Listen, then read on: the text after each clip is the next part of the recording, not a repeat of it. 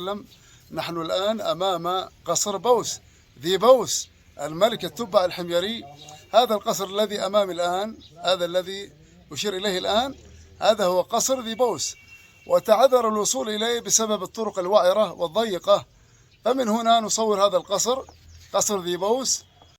بسم الله الرحمن الرحيم، وصلى الله على سيدنا محمد وآله وصحبه وسلم.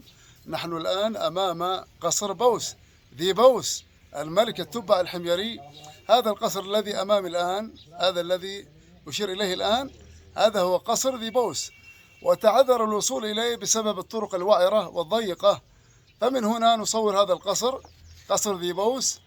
ولقد ذكر الإكليل هذا النسب، نسب هذا الملك الحميري، فقال ذي بوس بناه الملك التبع ذي بوس بن بريل بن شرحبيل بن مالك بن زيد بن سدد بن زرعة. هذا كما ذكر الإكليل الجزء الثاني الصفحة 240 241. وذي بوس هو ابن عم بلقيس ملكة سبأ، فهي بلقيس بنت الهداد بن شرح بن بريل بن شرحبيل بن مالك بن زيد بن سدد بن زرعة. وسدد بن زرعة ذكره العوتبي الصحاري العماني في كتاب الأنساب الجزء الثاني، قال سدد بن زرعة هو ذي رعين. هذا كما ذكر العوتبي في الأنساب، وذكر الهمداني في كتاب الإكليل الجزء الثاني صفحة 240 241.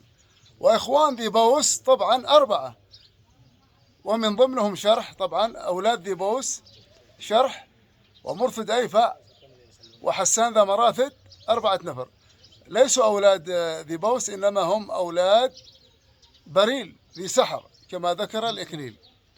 وقطع الأنساب في حمير متفرقة تدعمها قطع في كتاب الإكليل الجزء الثامن. هذا وبالله التوفيق. البحث في علوم الأنساب، عبد الله بن هلال السناني.